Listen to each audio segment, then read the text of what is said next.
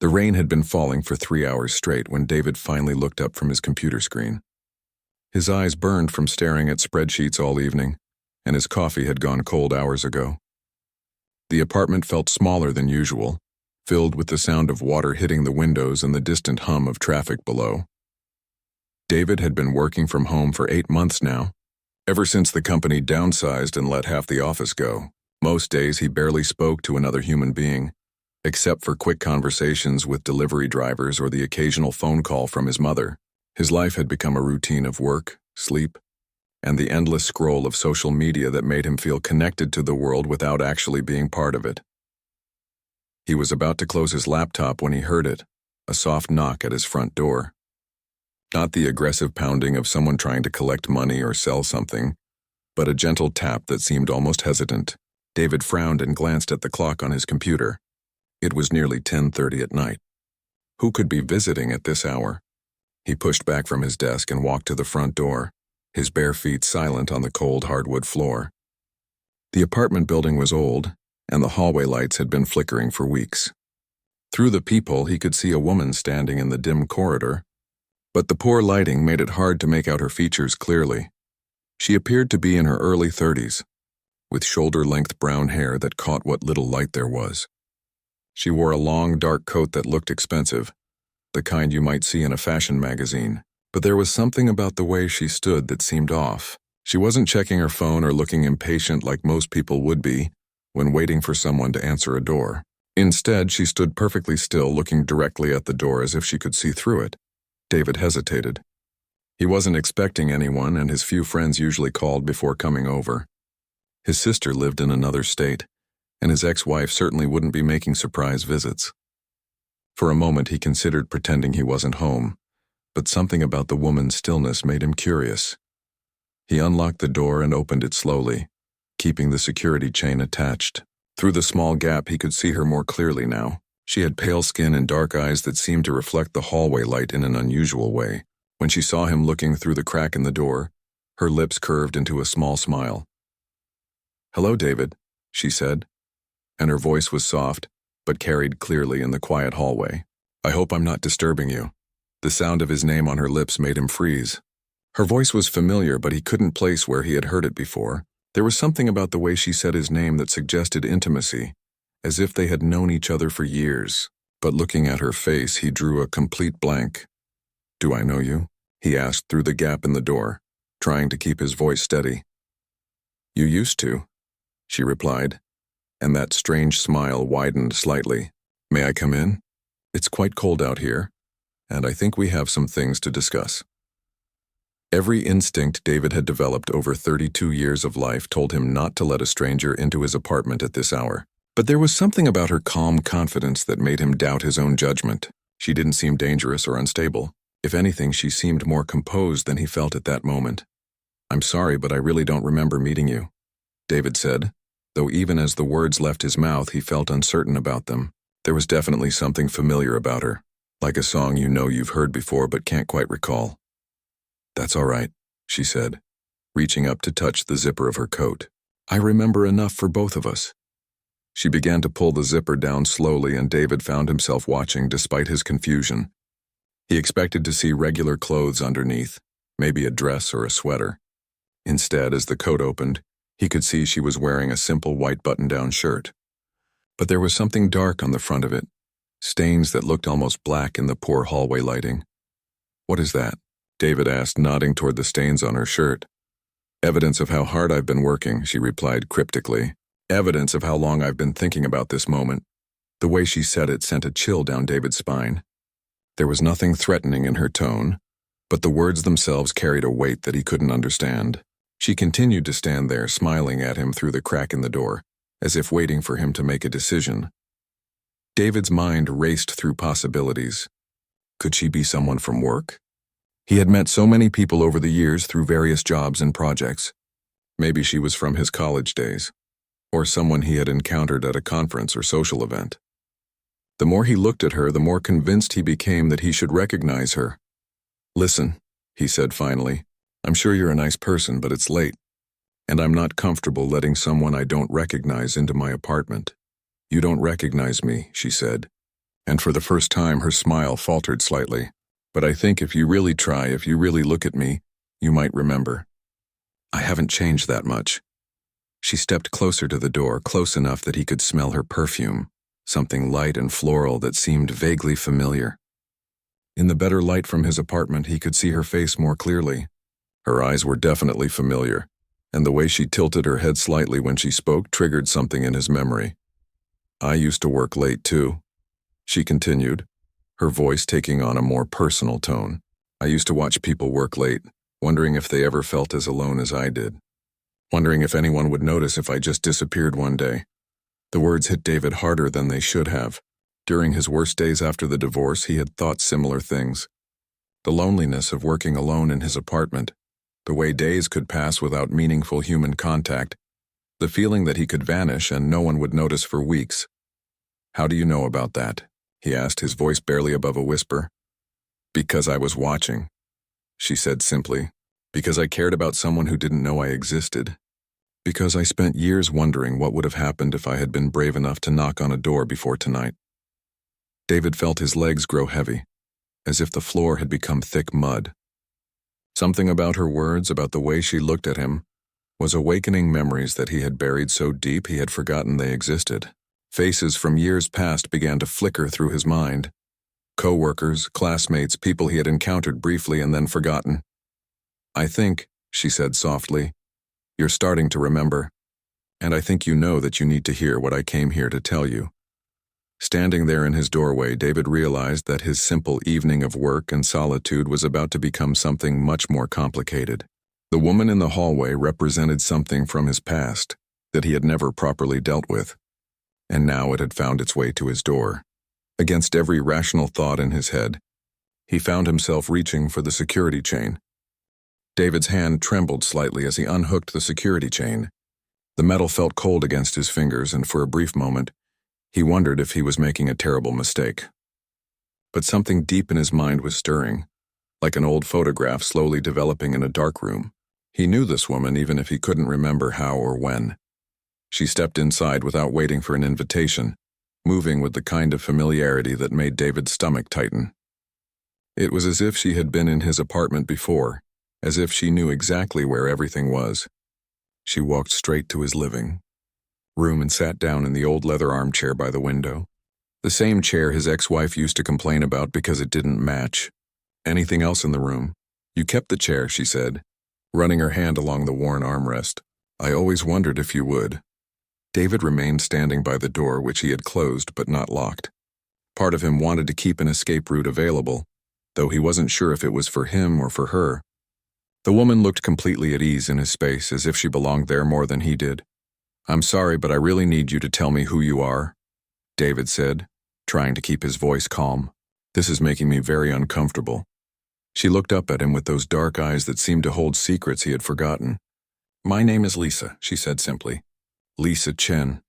We worked together at Morrison & Associates back when you were in the downtown office." The name hit him like a physical blow.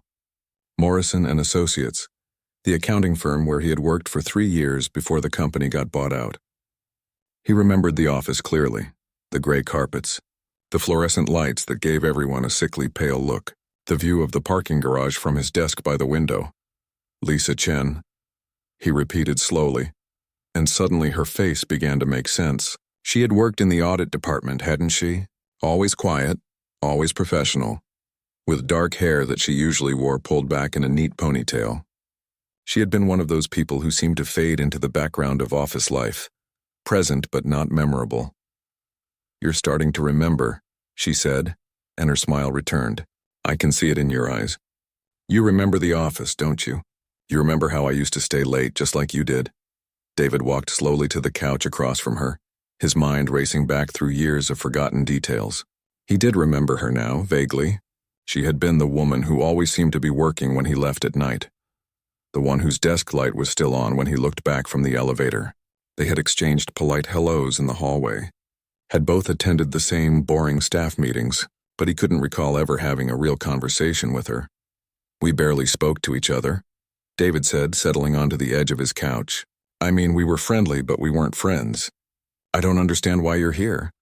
Lisa leaned forward slightly. and in the better light of his living room, David could see the stains on her white shirt more clearly. They weren't black as he had thought, but a deep reddish-brown like rust or dried paint. The sight of them made him uneasy, though he couldn't say why. "We barely spoke," she agreed. "But that doesn't mean I didn't know you. I knew you drank your coffee black with 2 sugars. I knew you always ate lunch at your desk while reading news articles on your computer. I knew you had a habit of tapping your pen against your teeth when you were thinking through a difficult problem." David felt a chill run down his spine. Those details were accurate, but they were the kind of things only someone who had been watching him very carefully would notice. "Why were you paying so much attention to me?" "Because you were interesting," Lisa said simply. "Because in an office full of people who seem to sleepwalk through their days, you actually seemed to care about your work. You stayed late not because you had to, but because you wanted to get things right. That's rare." "Lots of people care about their work," David said, though even as he spoke he wondered if that was really true. Looking back, he realized that most of his coworkers had been counting down the minutes until 5 o'clock every day. "Maybe," Lisa said, "but you were different. I used to watch you from across the office courtyard. My desk faced the window, and I could see your office perfectly. You would pace when you were working on something complicated. You would run your hand through your hair exactly the same way every time you got frustrated. And when you finally figured out whatever problem you were working on, your whole face would change. You would smile like you had just solved the most important puzzle in the world." The accuracy of her observations was disturbing. David did have those habits, and he was fairly certain he still did them when he worked from home. But the idea that someone had been studying him so closely without his knowledge made him feel exposed and vulnerable. That's a lot of detail to remember about someone you barely knew," David said carefully. "I remember everything about that time," Lisa replied. "I remember what you wore on your birthday, that blue shirt with a small stain on the collar that you tried to hide with your tie. I remember the day you got the phone call that made you cry at your desk, and how you pretended you were fine when people asked if you were okay. I remember the night before the company summer picnic when everything changed between us." David felt his breath catch in his throat. The company summer picnic. That had been in July of 2019, just a few months before the buyout. He remembered the picnic itself clearly. The hot sun, the awkward team-building activities, the barbecue that gave half the staff food poisoning. But the night before... "I don't remember anything special about the night before the picnic," David said. But even as he spoke, he could feel something stirring in the back of his mind, like a door that had been locked for years, slowly creaking open. Lisa stood up from the chair and walked to his bookshelf, examining the titles as if she had done this many times before. "You don't remember because you chose not to remember," she said without turning around. It was easier that way, wasn't it? Easier to pretend it never happened than to deal with the complications it might have created. "I honestly don't know what you're talking about," David insisted, but his voice lacked conviction. There was something about her words that felt true, even though he couldn't grasp what she was referring to. "You were working late that Thursday night," Lisa continued, pulling a book from his shelf and flipping through it absently. "The Henderson account, I think it was. I came to your office with some files you needed for the next day's presentation. You looked so tired, so stressed about getting everything perfect." As she spoke, David could feel the memory beginning to surface, like something rising from the bottom of a deep lake. He could almost see it. The empty office building, the cleaning crew's distant voices, the yellow light from his desk lamp cutting through the darkness. Lisa's voice grew softer, more vulnerable. "I was having the worst day of my life. My mom had just been diagnosed with something serious, and I felt so alone in the world. When I saw you there, working so hard, caring so much about doing things right, She turned to face him, and David could see that her composed mask was beginning to crack. For the first time since she had arrived, she looked like the quiet, unremarkable woman he remembered from the office. "I broke down," she said simply. "I started crying right there in your doorway, and you were kind to me. You asked what was wrong. You listened, and for a few minutes I felt like someone actually saw me." The memory hit David like a wave crashing over him. Suddenly he was back in that office building 4 years ago, sitting at his desk with spreadsheets scattered across the surface and his tie loosened around his neck. The building had been nearly empty except for the security guard downstairs and the cleaning crew working their way up from the lower floors. He remembered now. Lisa had appeared in his doorway holding a manila folder, but when he looked up from his computer screen, he could see that something was wrong. Her usually neat appearance was disheveled, and her eyes were red and puffy from crying. She had tried to smile and act professional, but it was obvious she was falling apart. "I brought the Henderson files," she had said, her voice shaky despite her attempt to sound normal. "I know you need them for tomorrow's presentation." David had taken the folder from her, but instead of returning to his work, he had really looked at her for the first time in the 3 years they had worked in the same building. Lisa was usually so composed, so quietly efficient, that she seemed to glide through the office without making ripples.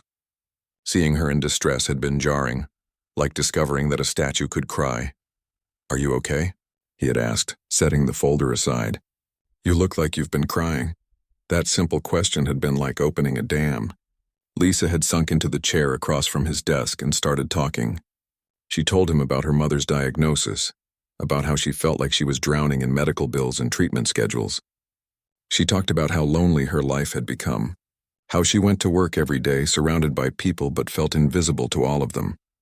"I watch everyone else here," she had said, wiping her eyes with a tissue he had handed her. "They all seem to have these rich, full lives outside of work. They talk about their weekend plans, their families, their hobbies. I go home to my apartment and eat dinner alone while watching television shows about other people living the lives I wish I had." David had listened, really listened, in a way that he realized he hadn't done with another person in months. His own life had felt empty lately.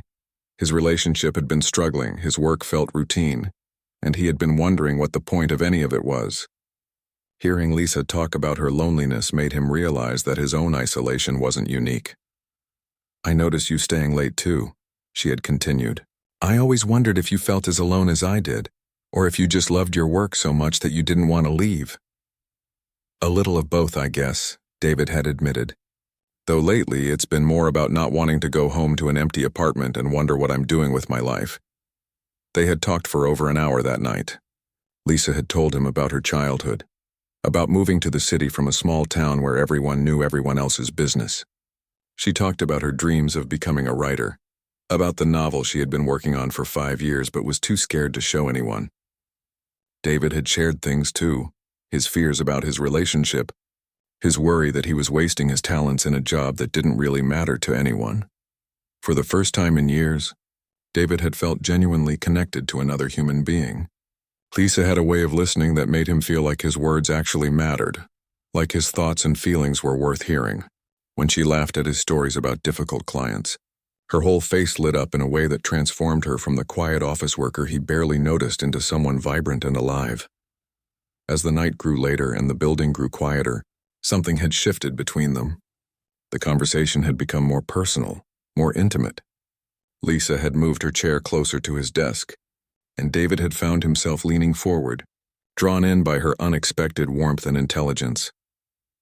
"I've wanted to talk to you for so long," Lisa had said, her voice barely above a whisper. "I used to imagine what it would be like to have a real conversation with you, to find out if you were as interesting as you seemed from across the office." "You could have just walked over and said hello," David had replied, but even as he said it, he understood why she hadn't. The office environment wasn't really set up for casual personal conversations, especially between people from different departments. "I was scared," she had admitted. "You always seemed so focused, so professional. I didn't want to bother you with my problems or seem like some sad, lonely person who was desperate for attention." "You're not sad or lonely," David had said. Though even as the words left his mouth, he realized that wasn't entirely true. She was lonely just as he was, but there was nothing pathetic about it. They were both just people trying to figure out how to make meaningful connections in a world that seemed designed to keep people isolated. The moment when everything changed had come without warning. Lisa had been telling him about a book she had read, her eyes bright with enthusiasm, when she had suddenly stopped mid-sentence. For a long moment they had just looked at each other across his desk, and David had felt something electric in the air between them. "David," she had said softly, and the way she said his name had made his heart race. She had stood up slowly and walked around his desk, and David had turned in his chair to face her. When she had reached out to touch his cheek with her fingertips, he hadn't pulled away. Her touch had been gentle, almost reverent, as if she couldn't quite believe she was allowed to make contact. I've thought about this moment so many times, she had whispered, and then she had kissed him. It hadn't been passionate or dramatic like in the movies. It had been soft and hesitant, as if she was afraid he might disappear if she pressed too hard. David had found himself kissing her back, his hands reaching up to touch her face, to run his fingers through her dark hair that she had let down from its usual ponytail. For those few minutes, the world had consisted of nothing but the two of them in that circle of lamplight. David had felt more awake, more present than he had in years. Lisa's hands had been shaking as she touched his shoulders, and he could feel her heart beating rapidly against his chest when she pressed closer to him. But then they had heard footsteps in the hallway, probably just the security guard making his rounds, but the sound had broken the spell completely. Lisa had pulled away as if she had been burned, her face flushing red with embarrassment and panic. "I'm sorry," she had said, grabbing the empty folder from his desk and backing toward the door. "I shouldn't have. This was a mistake. I should go." "Lisa, wait," David had called after her, but she was already hurrying down the hallway toward the elevators, her heels clicking rapidly against the tile floor. He had sat there for a long time after she left, trying to process what had just happened. The kiss had felt real and meaningful, but Lisa's quick exit had left him confused and uncertain. Had she regretted it immediately? Had he done something wrong? Should he follow her and try to explain? By the time he had made up his mind to find her, the building was empty and her car was gone from the parking garage. The next day at the company picnic, Lisa had avoided him completely. She had smiled politely when they passed each other, but it was the same professional smile she gave everyone else. It was as if their conversation and that moment of connection had never happened. Within a week, Lisa had transferred to a different department. Within a month, she had left the company entirely. David had heard through office gossip that she had gotten a job with a firm across town, but he had never reached out to her. He had told himself that she obviously regretted what had happened and wanted to move on, so the best thing he could do was respect her wishes and pretend it had never happened. But sitting in his living room now, looking at Lisa's face as she watched him remember, David realized how wrong he had been. She hadn't regretted their connection. She had been scared by how much it meant to her, just as he had been. And instead of being brave enough to talk about it, they had both chosen the safe path of pretending it didn't matter. "You remember now," Lisa said, and it wasn't a question. She could see the recognition in his eyes, the way his expression had changed as the memories came flooding back. "I remember," David said quietly. "I remember all of it. But Lisa, why didn't we ever talk about what happened?" Lisa sat back down in the leather chair, and for the first time since she had arrived, she looked tired. "Because you made it clear the next day that you wanted to forget about it. Because when I tried to make eye contact with you at the picnic, you looked right through me like I was invisible again." David felt like he had been punched in the stomach. Lisa's words hung in the air between them, and he realized with growing horror that she was right. He had looked through her at the company picnic, had chosen to pretend their moment together had never happened, because it was easier than dealing with the complicated emotions it brought up. "I didn't mean to ignore you," David said, but even as the words left his mouth, he knew they sounded weak. "I was confused. I didn't know what you wanted from me after what happened." Lisa laughed, but there was no humor in it. "What I wanted was for you to acknowledge that something real had happened between us. What I wanted was for you to treat me like a person who mattered, even if it was just for a few minutes." She stood up and walked to his kitchen, opening his refrigerator as if she had done it 100 times before. David watched her examine the contents, mostly takeout containers and energy drinks, with the same careful attention she had once paid to his daily routines at the office. "You know what's funny?" Lisa said, closing the refrigerator door and turning to face him. "After I left Morrison and Associates, I kept track of you for a while. Not in a creepy way," she added quickly, seeing his expression. "Just curious about how your life was going." "What do you mean, you kept track of me?" David asked, though part of him was afraid to hear the answer. "Social media makes it easy to watch people's lives from a distance," Lisa said with a shrug. "Your profiles were public back then. I saw when you got engaged to Rachel. I saw the wedding photos, the vacation pictures, all those posts about how happy you were." David's chest tightened. His marriage to Rachel had lasted 3 years, ending in a divorce that left him questioning everything he thought he knew about love and commitment. The fact that Lisa had witnessed what looked like his happiness from the outside, not knowing how empty he had felt throughout most of it, made him feel exposed in a way he couldn't explain. I also saw when Rachel left, Lisa continued, her voice gentler now. I saw those late-night posts you used to make. The ones where you'd share articles about loneliness or post pictures of empty coffee cups with captions about insomnia. I kept thinking you might remember me during those lonely nights.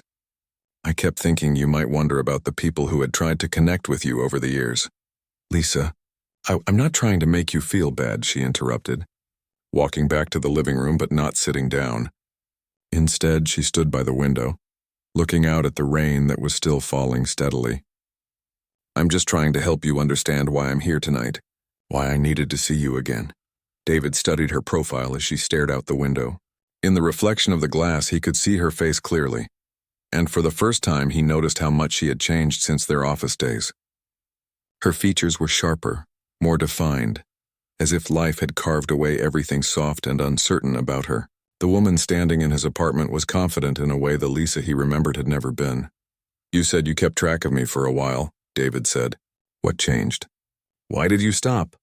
Lisa turned away from the window, and when she looked at him, her expression was different. There was something in her eyes that hadn't been there before, a hardness that made David's stomach clench with unease. I stopped watching your life when I realized I needed to start living my own, she said. It took me 3 years, David. 3 years to understand that what happened between us that night wasn't about love or romance or any of the things I thought it was about. What do you mean? I mean, I spent 3 years thinking about those few minutes in your office, replaying every word you said, every gesture you made. I convinced myself that we had shared something special, something that could have changed both our lives if circumstances had been different. She moved closer to him, and David could see the stains on her white shirt more clearly. In the better light, they definitely looked like paint, thick, textured patches that had dried in irregular patterns. But then I realized the truth, Lisa continued. You weren't connecting with me that night. You were connecting with the idea of me. You were lonely and stressed, and I happened to be there offering you comfort and attention. Any woman could have filled that role. That's not true, David protested, but Lisa held up a hand to stop him. Let me finish, she said firmly. I spent those 3 years turning you into something you never were in my mind. I made you into the perfect man who understood me, who saw me for who I really was. But the reality is that you barely knew me at all. You knew I was sad about my mother, you knew I felt lonely, but you never asked about my dreams, my interests, the things that made me who I was. David opened his mouth to argue, but then stopped. She was right. Even during that long conversation in his office, he had focused more on his own feelings and problems than on really getting to know her as a person. After I figured that out, Lisa said, I decided to become the person I wished I had been that night. I started writing seriously. I got my novel published. I traveled to places I had only dreamed about. I learned how to be interesting, how to be someone worth knowing. You were always worth knowing, David said quietly. No, I wasn't, Lisa replied with brutal honesty. I was a scared, lonely woman who was so desperate for connection that I threw myself at the first person who showed me basic human kindness. That's not attractive or interesting. That's just sad. She walked to his bookshelf and pulled out a book David didn't remember owning. When she opened it and showed him the cover page, he saw her name printed there as the author. I published this 2 years ago, she said. It's about a woman who spends years obsessing over a man who doesn't remember her, until she finally realizes that the problem isn't that he doesn't see her, it's that she doesn't see herself. David took the book from her hands, staring at the cover. The title was The Weight of Small Moments, and the author photo showed Lisa looking confident and self-assured, nothing like the timid woman he remembered from the office. You wrote about us? He asked. I wrote about the version of us that existed in my head, Lisa corrected. The real us lasted about 10 minutes and ended with both of us too scared to have an honest conversation about what we were feeling. David flipped through the pages, seeing passages that seemed familiar, even though he had never read them before. Is this why you're here? To tell me about your book? I'm here because I wanted to see you one more time with clear eyes, Lisa said. I wanted to look at you and confirm that you're just a regular person who made the same mistake I did. mistaking a moment of loneliness for something deeper. The words stung, but David couldn't argue with them. Looking back at that night in the office, he realized that his attraction to Lisa had been as much about his own emotional state as it had been about her. He had been craving connection, validation, someone who would listen to him and make him feel important. Lisa had provided all of those things, but that didn't necessarily mean they had been right for each other. So what now? David asked, closing the book and setting it on the coffee table between them. You came here to tell me that what we shared didn't matter? I came here to tell you that it mattered more than you realized, just not in the way either of us thought at the time, Lisa said. She sat back down in the leather chair, but this time she looked relaxed rather than tense. That night changed my life, David. Not because we kissed, but because it showed me how invisible I had become, even to myself. I never wanted you to feel invisible. I know that now, Lisa said with a sad smile. But at the time, the way you ignored me afterward felt like proof that I wasn't worth remembering. It took me a long time to realize that your reaction said more about your own fears than it did about my worth as a person. David felt a wave of guilt wash over him. He had been so focused on protecting himself from potential complications that he had never considered how his avoidance might affect Lisa. In trying to keep his life simple, he had made hers infinitely more difficult. I'm sorry, he said, and he meant it. I'm sorry I made you feel invisible. I'm sorry I was too much of a coward to have a real conversation with you about what happened. I know you are, Lisa replied, and I forgive you. But more importantly, I've forgiven myself for needing your validation so desperately that I lost sight of who I was supposed to become. She stood up again, smoothing down her shirt, and David noticed that the paint stains caught the light differently now, creating patterns that looked almost deliberate. I should probably explain about the shirt, Lisa said, following his gaze. I've been working on a painting for the past few months. A self-portrait, actually. The paint gets everywhere when you're really focused on creating something. You paint now too? David asked. I do a lot of things now, Lisa said with a real smile for the first time since she had arrived. Turns out there was an interesting person hiding inside that scared office worker all along. She just needed to be brave enough to come out. The rain had stopped sometime during their conversation, and now the first pale light of dawn was beginning to filter through David's living room windows. He couldn't believe they had been talking all night, but somehow the hours had slipped away without him noticing. Lisa looked different in the morning light, softer somehow, more like the person he remembered from the office, but with a strength that hadn't been there before. I should probably go, Lisa said, glancing at the clock on his wall. I have a flight to catch this afternoon. A flight? David asked, surprised by how much the idea of her leaving bothered him. After years of not thinking about her at all, he suddenly couldn't imagine going back to not knowing where she was or what she was doing. I'm moving to Portland, Lisa explained, walking back toward the kitchen to collect a small purse she had left on his counter. I got a job with a publishing house there. It's a chance to start completely fresh in a place where no one knows my story. David watched her gather her things, noticing how efficiently she moved, how comfortable she seemed with the idea of leaving everything behind and starting over. It was something he had fantasized about many times since his divorce, but he had never had the courage to actually do it. Are you nervous? He asked. About moving so far away, I mean. Lisa considered the question seriously. A little, she admitted, but it's the good kind of nervous. The kind that means you're about to do something that matters, something that might actually change your life for the better. She put on her dark coat, zipping it up slowly, and David was reminded of the mysterious figure who had appeared at his door hours earlier. Now that he knew her story, the coat seemed less threatening and more protective, armor she had built around herself to help her navigate the world with confidence. Lisa, David said as she headed toward the front door. I need to ask you something, and I want you to be honest with me. She paused with her hand on the doorknob. Okay. Was coming here tonight about getting closure, or was part of you hoping that we could try again, pick up where we left off? Lisa was quiet for a long moment, and David could see her thinking carefully about how to answer. When she finally spoke, her voice was gentle but firm. If you had asked me that question 2 years ago, I would have said yes, she said. 2 years ago, I still believed that you were the one who got away, that we were meant to be together if only the timing had been different. And now? Now I know that we were never meant to be together, David. We were meant to affect each other's lives in a specific way at a specific moment. You were meant to show me that I was capable of connecting with another person, and I was meant to show you that your actions have consequences for other people. Even when you don't realize it, David nodded, understanding what she meant, but still feeling a strange sense of loss. So this is really goodbye? This is really goodbye, Lisa confirmed. But it's not a sad goodbye. It's the goodbye we should have had years ago. The one that acknowledges what we meant to each other without trying to turn it into something it was never supposed to be. She opened the door, and David could smell the fresh, rain-washed air from the hallway.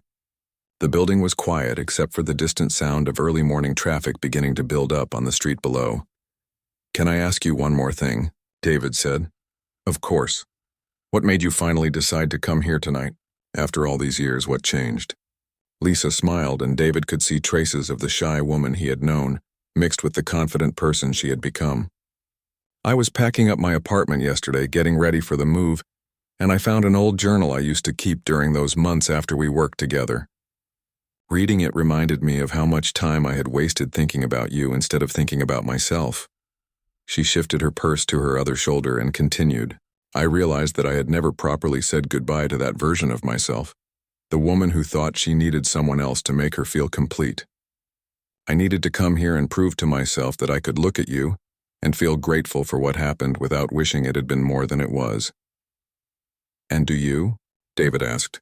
"Feel grateful, I mean." "I do," Lisa said, and her smile was warm and genuine. "What happened between us taught me something important about myself. It taught me that I was capable of deep feelings, that I could be vulnerable with another person, that I had something to offer beyond just being quiet and reliable and invisible." David felt a lump forming in his throat. "I'm grateful too. For tonight, I mean. For you helping me understand what really happened between us." "What are you going to do now?" Lisa asked. "Are you going to keep working from home, eating takeout, and wondering why your life feels empty?" The question was direct but not unkind, and David appreciated her honesty. "I don't know," he said. "But I think this conversation has made me realize that I can't keep living like I'm afraid of connecting with people. I've been so worried about getting hurt or hurting someone else that I've stopped trying altogether." "That's not really living," Lisa observed. "That's just existing and hoping nothing bad happens." "You're right." David leaned against his door frame, thinking about all the opportunities for connection he had passed up over the years. "Maybe it's time for me to be brave enough to start over too, even if I don't move to Portland to do it." Lisa reached out and touched his arm briefly, a gesture that was friendly but not romantic. "I hope you do. You're a good person, David. You were kind to me when I needed it, even if you didn't handle the aftermath very well. The world needs more people who are willing to listen to others and show them compassion, even if they don't always follow through properly." "Especially then," Lisa said with a laugh. "Perfect people are boring. It's the ones who mess up but keep trying who make life interesting." She stepped into the hallway, and David followed her to the doorway. Looking at her standing there, he was struck by how different this scene was from the one that had played out hours earlier. Then she had been mysterious and somewhat threatening. Now she just looked like a person he had once known who had grown into someone admirable and strong. "Will you let me know how Portland goes?" David asked. "I mean, I know we're saying goodbye, but I'd like to know that you're doing well." Lisa considered this for a moment. "I'll send you a postcard when I get settled," she said finally. "Something with the Portland skyline on it so you'll know I made it there safely." "I'd like that. And David, when you get that postcard, I want you to use it as a reminder that it's possible to change your life if you're willing to be uncomfortable for a while. Don't just stick it on your refrigerator and forget about it." "I won't forget," David promised. And he meant it. Lisa started walking toward the elevator, her footsteps echoing softly in the empty hallway. When she reached the elevator bank, she turned back to look at him one more time. "Take care of yourself, David," she called softly, "and thank you for finally seeing me." "Thank you for letting me," David replied. The elevator arrived with a soft ding, and Lisa stepped inside. As the doors closed, she gave him a small wave, and then she was gone. David stood in his doorway for several more minutes, listening to the building wake up around him as other residents began starting their days. When he finally went back inside and closed his door, David noticed that his apartment felt different somehow. The same furniture was there, the same books and papers and empty coffee cups, but the space itself seemed less heavy, less suffocating. It was as if Lisa's visit had opened windows he hadn't even realized were closed. He walked to his kitchen and started making coffee, thinking about everything she had said during their long night of conversation. For the first time in months, he found himself looking forward to the day ahead instead of dreading it. There were phone calls he needed to make, people he had been avoiding who deserved better from him. His sister had been trying to reach him for weeks, wanting to plan a visit. His college friend Tom had invited him to join a hiking group that met on weekends. His neighbor across the hall, an elderly woman named Mrs. Rodriguez, had mentioned that she could use help with her grocery shopping since her hip replacement surgery. All of these were opportunities for connection that David had been ignoring because they seemed complicated or potentially messy. But after talking with Lisa, he realized that complications and messiness were just part of being human. The alternative, staying isolated and safe, wasn't really living at all. As the coffee finished brewing, David made a decision. Today would be different. Today he would start the work of rejoining the world, of allowing himself to be seen and known by other people, even if it meant risking the kind of misunderstandings and hurt feelings that came with genuine human relationships. He poured himself a cup of coffee and sat down at his computer. But instead of opening his work files, he opened his email. He had some messages to write, some calls to make, some bridges to rebuild. It was time to stop being afraid of the complications that came with caring about other people. Outside his window, the sun was rising over the city, casting long, golden shadows across his living room floor. David smiled as he began typing his first email, remembering Lisa's words about being brave enough to be uncomfortable for a while. Change was never easy, but it was the only way to grow. And for the first time in years, David was ready.